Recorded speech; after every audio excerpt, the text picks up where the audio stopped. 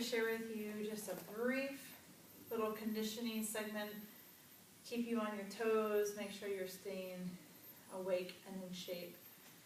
This may be just a snippet of what happens in the functional conditioning class, although we don't typically use chairs. But if you've got a chair at home without any wheels on it, go and snag that.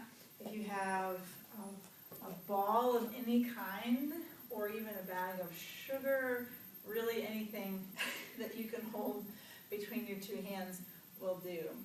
Okay, so what we're going to do is a quick warm-up, and then I'll take you through the little segment, and then I'll just have to trust that you're doing it on your own. So here we go. Stay. All right, so a great little warm-up in general is to march in place. So you're bringing your knees up to your hands rather than your hands down to your knees. So continue to march in place, and then try this with your knees wide. And all this is doing, but it's warming your heart rate up as well as your legs and your hips. Okay, come back to the front again. Try crossing the opposite hand to that knee. Now I might be going faster than you're going, no big deal. Opposite hand to the knee. Okay. Good. Come back to center and try touching your heels back behind you. Might be a little harder. Okay, good. Rest those feet down. Take a big inhale, reach your arms up. Exhale, drop them down. Try that again, breathing in, breathing out. Third time's a charm. And down, reach behind you, find the opposite fingers, drop your knuckles down, open up your chest a little bit.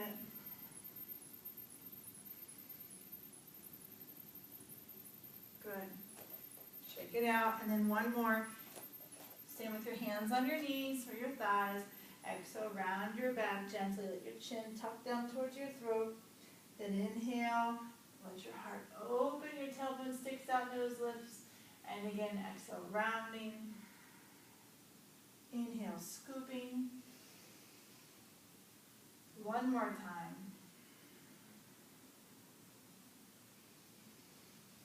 Good. So you should be pretty well warmed up. Feel free to add any more if you want to. So we're going to start with, we're going to do 3 primary exercises or movements. And we're going to go through it 3 times. Okay? And then just a really brief cool down. So grab your ball or object or whatever it is that you are going to use between your hands. Okay? Separate your feet so that you have a good distance between your 2 legs. And we're going to thread this ball or object between our legs. Okay? So we're kind of, if you'll notice, I'm sliding left and right.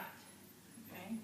What I'm not doing is keeping my upper body stationary and trying to move this ball around.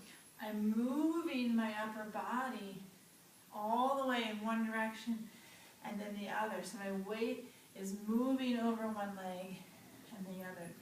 Okay. So in general, our goal is to do this for about 30 seconds. Okay. And you should be feeling this in your low back in a good way and in your core. Okay. Good. So bring that back up. Place your ball down for a moment. And you can do this on the floor if you're feeling like you can handle this on the ground, by all means.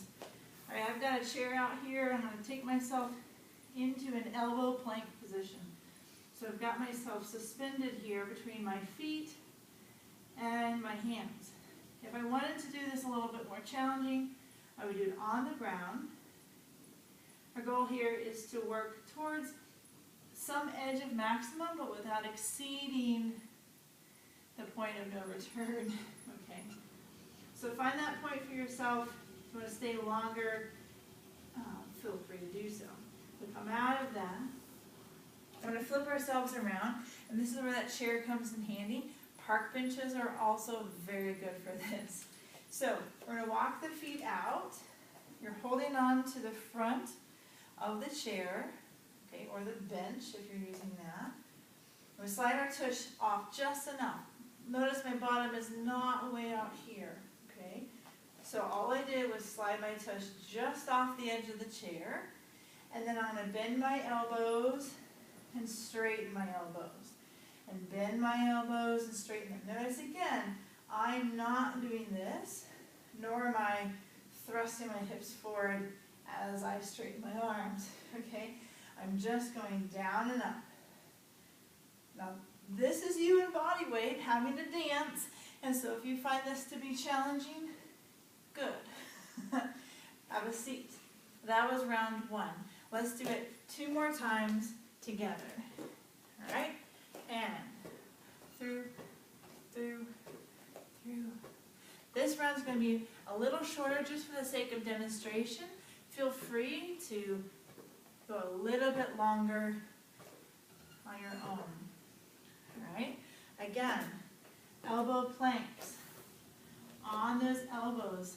If you're on the floor, you can put your knees on the floor to help sort of cut the length of the work involved. All right, you'll stay here. You may start to feel a slight little tremble. That's okay, because you never want to feel this sagging sensation. Draw it up and in. Okay? And finally, for the triceps and the shoulders, slide the tush right off the end, straight down, straight up. You may also be doing a micro version of this. That's fine. That's fine. Breathe out.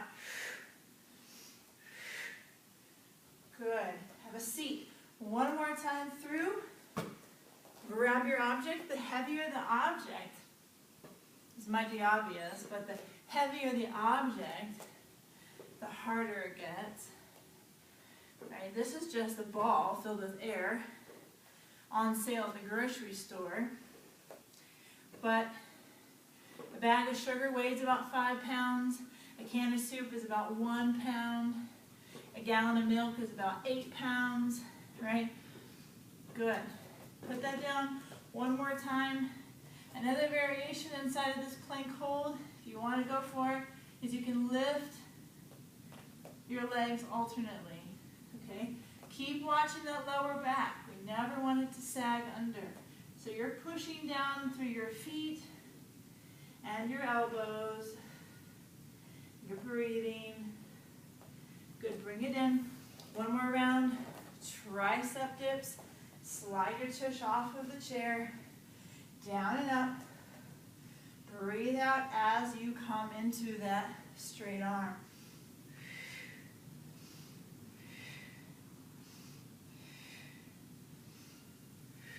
Good job. Slide off. I'm just going to kneel, but you can stand.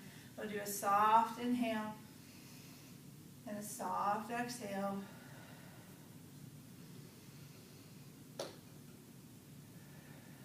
One more time. Good job. All right.